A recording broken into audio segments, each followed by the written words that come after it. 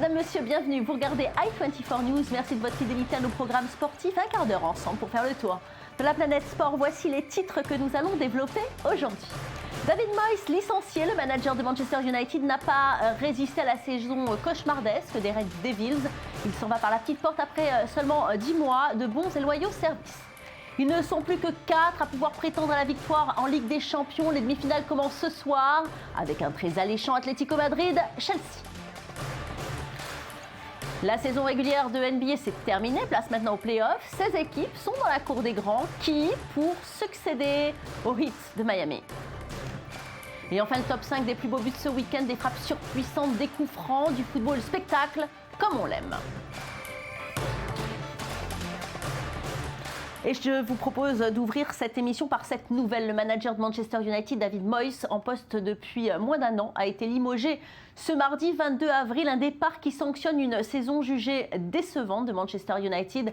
L'Écossais de 50 ans avait été nommé en juillet dernier à la tête des Red Devils pour succéder à Sir Alex Ferguson, alors en poste depuis 26 ans. Mais il semble difficile de passer après cette grande figure des Mancuniens. Les résultats de Moyes n'ont pas été à la hauteur de la réputation du club. 20 fois champion d'Angleterre, dont 13 fois sous l'ère Ferguson. David Moyes avait été le manager d'Everton pendant 11 saisons sans jamais remporter de trophée majeur. Son contrat prévoyait pourtant 6 années à la tête des Reds Devils. Je vous rappelle qu'à 4 journées de la fin du championnat, Manchester United stagne toujours à la 7e place du classement, très loin derrière le trio de tête Liverpool, Chelsea et Manchester City. Il est vrai que Manchester ne nous a pas habitués à ce genre de saison. Le club a même enregistré le week-end dernier une nouvelle défaite en s'inclinant 2-0 sur le terrain d'Everton. Cette contre-performance a, semble-t-il, scellé le sort de Moyes. Alors 5 noms sont cités pour lui succéder. Louis van Gaal, actuel sélectionneur des Pays-Bas. L'entraîneur du Borussia Dortmund, Jürgen Klopp, qui nourrit également les fantasmes. Diego Simeone est une autre piste envisagée par les dirigeants mancuniens. On parle aussi outre-Manche d'un éventuel retour de Sir Alex Ferguson. Et puis enfin, le nom de Ryan Giggs est également cité. En attendant, c'est confirmé, c'est bien Ryan Giggs, joueur et entraîneur assistant, qui assurera l'intérim de Moyes jusqu'à la fin de la saison. Allez, on passe tout de suite à la Ligue des Champions avec les premières demi-finales aller, rencontre des outsiders à Madrid. L'Atlético reçoit au Vicente Calderón, le Chelsea de José Mourinho. Les Rouges et Blancs réalisent un parcours extraordinaire cette année. Une équipe de caractère et solidaire qui a époustouflé l'Europe. Premier de Liga, l'Atlético a su s'imposer face aux deux géants espagnols, le Real et le Barça. Et d'ailleurs, les Catalans ont été éliminés par les hommes de Diego Simeone en quart de finale de la Ligue des Champions. En Liga comme en Europe, l'Atlético est absolument inarrêtable. Cette année, en Ligue des Champions, c'est 10 matchs, dont 8 victoires, 2 matchs nuls et 0 défaite. C'est la seule équipe invaincue sur cette compétition cette saison. Chelsea et l'Atlético, ces deux équipes se sont déjà rencontrées. C'était pour la Super Coupe d'Europe en 2012 et tout le monde se rappelle de la victoire détonnante de l'Atlético, 4-1 à l'époque. Depuis, les Madrilènes ont encore progressé. Ils n'ont pas cessé d'ailleurs de progresser. Je vous propose d'écouter leur entraîneur à ce sujet. C'est une réalité. L'équipe grandit de match en match. Nous n'avons encore rien accompli et nous ne serons jugés qu'à la fin de la saison. Je rejoins l'avis de mon défenseur Gabi. Ils ont peut-être des meilleurs joueurs que nous, mais je ne sais pas s'ils ont plus d'enthousiasme et de passion que nous. Et l'Atlético qui va en plus compter sur son excellent gardien de but Thibaut Courtois. Je vous rappelle que Chelsea a prêté le Belge à l'Atlético et comptait l'interdire de jouer en Ligue des Champions en mettant en exergue une clause à 3 millions d'euros. Mais cela n'a pas été possible grâce à une intervention du FA. Chelsea qui a sans doute dit adieu au titre anglais ce week-end. José Mourinho, pour son retour à Madrid, mise plus que jamais sur la Ligue des Champions. Le Portugais qui a déjà gagné ce trophée avec Porto et l'Inter de Milan. L'Europe, il la maîtrise très bien. Ça sera aussi l'occasion pour Fernando Torres, pas souvent titulaire à Chelsea, de retrouver le stade du Vicente Calderón où il avait commencé sa carrière à l'époque où il était encore El Niño. On écoute tout de suite José Mourinho. J'ai beaucoup étudié et j'ai essayé de faire comprendre à mes joueurs comment joue l'Atlético. Par contre, je n'ai aucun intérêt à partager ma vision des choses avec vous. Vraiment aucun intérêt. Je me répète, mais pour atteindre les demi-finales de la Ligue des Champions et lutter pour la victoire finale en championnat espagnol, il faut vraiment être une super équipe. En Angleterre, match décalé de la 35e journée de Première Ligue. Manchester City a remporté les 3 points de la victoire face à West Bromwich Albion, 3-1 au terme d'une partition bien terne. Malgré le score flatteur, les Sky Blues sont loin d'avoir développé un jeu éblouissant sur le plan offensif. Ils ont même été inquiétants en défense, notamment en deuxième période. L'autre point noir de la soirée, la sortie sur blessure de David Silva, touché à la cheville à la 69e minute de jeu à 3 journées de la fin. City reste à 6 longueurs de Liverpool, le leader. Et comme les Mancuniens, eh bien, ils ont toujours un match en moins. Ils peuvent donc encore croire au titre. Je vous propose d'écouter Manuel Pellegrini, l'entraîneur. En première mi-temps, nous avons été l'équipe imbattable à domicile que nous sommes depuis le début de la saison. Le but qu'ils ont marqué nous a peut-être rendu un peu nerveux. Nous avons moins bien joué, mais nous avons réussi à tenir le score. C'est ce qu'il y a de plus important. Allez, on va jeter tout de suite un coup d'œil au classement. Liverpool reste bien évidemment en tête. Après sa victoire folle, 3-2 contre Norwich. Manchester City profite de la défaite de Chelsea pour revenir à un point des Blues. À savoir également que les Citizens comptent un match en moins et peuvent récupérer la seconde place. Enfin, Arsenal conserve sa 4e place grâce à sa victoire sur Hull City.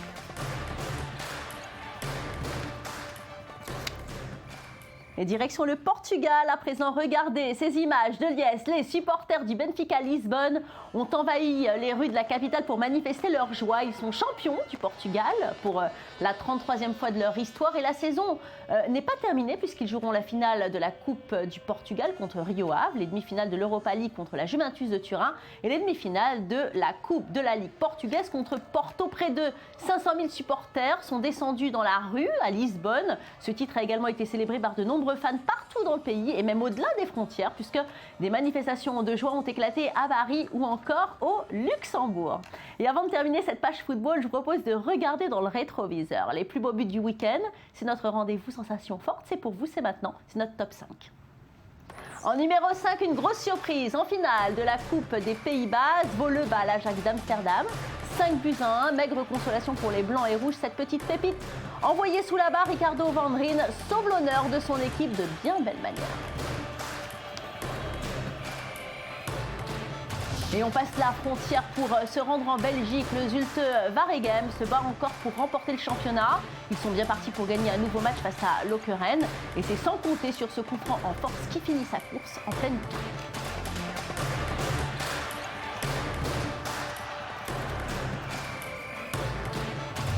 En Argentine et au club de Boca Juniors, tout particulièrement, certains joueurs sont élevés au rang de dieu. C'est le cas de Riquelme qui ce week-end a encore ébloui les foules.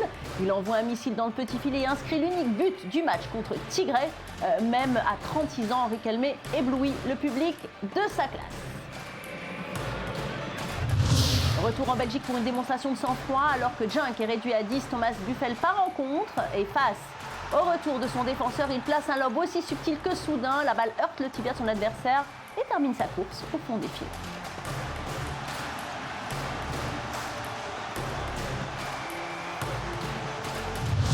Et toujours en Belgique pour notre Palme d'Or, un petit bijou. Zulte joue contre Lokeren et l'ouverture du score est incroyable. Théo Bongoda surprend toute la défense adverse avec un double contact en arrière. Il conclut à ras de terre du gauche. Le geste est parfaitement maîtrisé mais ne permet pas de s'imposer puisque l'équipe s'incline de 2-1.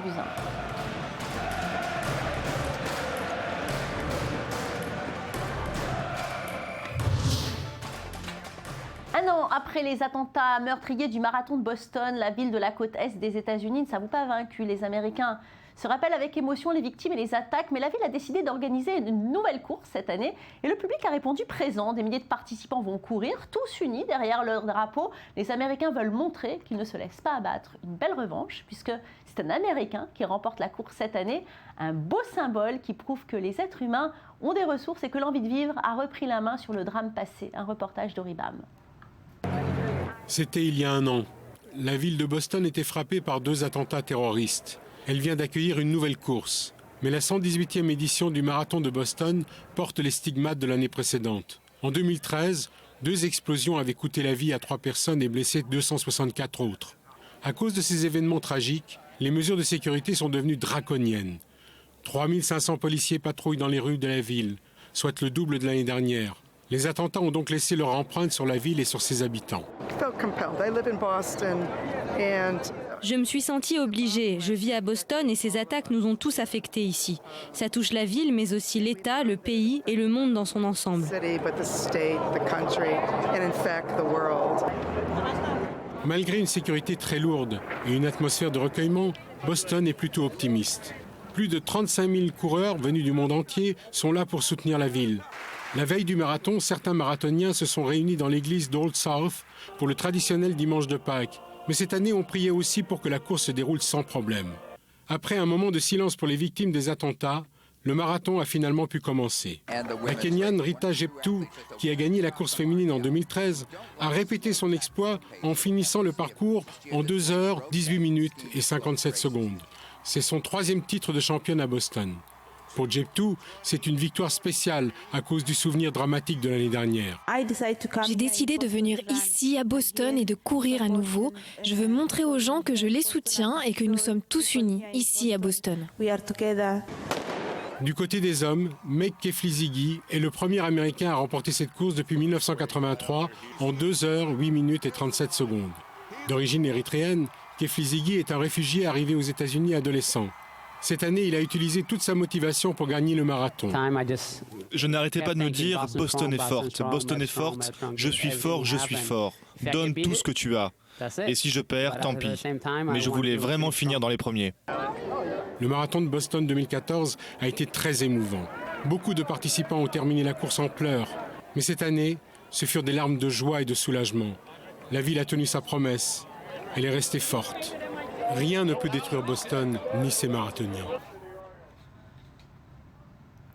Et basket à présent avec de la NBA. C'est la période de l'année que les amateurs suivent de près. Les playoffs, c'est la dernière ligne droite. On revient sur ce qu'il ne fallait pas rater lors des premières journées avec Sarah Koskevic.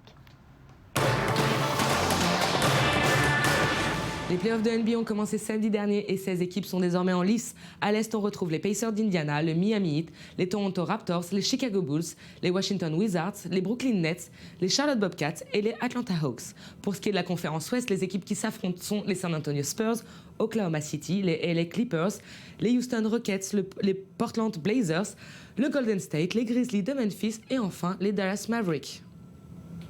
On revient sur le match qui opposait hier soir Oklahoma City à Memphis. Et c'était pourtant l'équipe favorite. Mais le Thunder de Kevin Durant et de Russell Westbrook s'est fait surprendre sur son propre terrain hier. Grâce à un excellent Zach Randolph, les Grizzlies se sont imposés sur le score de 111-105 en prolongation, malgré les 36 points de Kevin Durant, le probable futur MVP. Regardez les images. Kevin Durant, dans la continuité de sa saison régulière, a été exceptionnel et a marqué un tir, un 3 points incroyable, pas suffisant pour empêcher la contre-performance de son équipe, qui s'incline à domicile. Et on finit cette séquence basket par les news qui ont marqué la journée d'hier en NBA. Joachim Noah remporte le titre de Defensive Player of the Year, meilleur défenseur de l'année. Hier soir, le pivot des Chicago Bulls, auteur d'une saison exceptionnelle, est le premier Français à remporter ces titres. Et après 2 ans et demi passés sur le banc de la franchise, les Knicks ont décidé de remercier leur coach Mike Woodson. Un licenciement sans surprise, qu'après la saison désastreuse des Knicks, l'équipe ne s'étant même pas qualifiée pour les playoffs cette année. Et on se retrouve demain pour plus de matchs NBA et pour décortiquer l'avancée de ces playoffs 2014.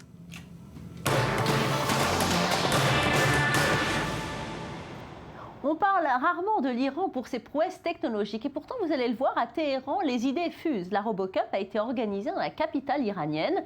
Il s'agit d'un tournoi de football entre petits androïdes. Des programmateurs du monde entier se sont retrouvés pour confronter leurs talents. Ils espèrent même que leurs robots affronteront un jour des humains. On n'arrête pas le progrès, regardez les images.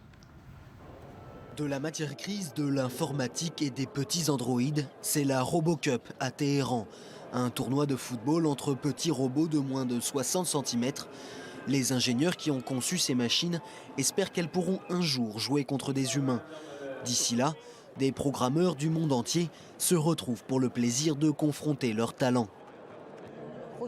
Heureusement, cette année, on a de bonnes équipes, de bonnes universités du monde entier qui participent à la compétition. Des équipes qui viennent des États-Unis, d'Angleterre, du Canada, d'Allemagne, des Pays-Bas, de Chine, du Japon et du Mexique. Chacune des équipes du championnat RoboCup est composée de 4 joueurs. Les robots, ou NAO, sont programmés avant le match pour être complètement indépendants dans leurs mouvements et communiquent entre eux par Wi-Fi. Ils sont créés par l'entreprise française Aldebaran Robotics, un problème pour l'équipe iranienne dont le pays subit des sanctions économiques. On a certains problèmes à cause des sanctions, mais aussi d'autres soucis, diplomatiques ou autres. On a des problèmes pour améliorer nos robots.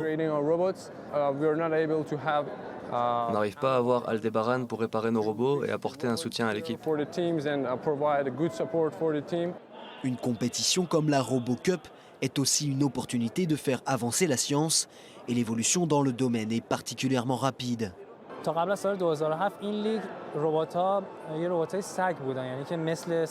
2007, les robots de cette compétition étaient faits comme des chiens. Ils marchaient comme des chiens avec 4 pattes. Ils rampaient sur le sol. C'est sûr, des robots plus développés vont être créés à l'avenir. On ne sait pas du tout de quoi ils seraient capables. Nos robots ont des micros et des haut-parleurs. Ils peuvent parler. S'ils continuent dans cette voie, ils pourront sûrement mieux interagir avec l'homme. Et bien voilà, c'est la fin de cette émission. Merci de nous avoir suivis. On se retrouve demain pour d'autres aventures sportives.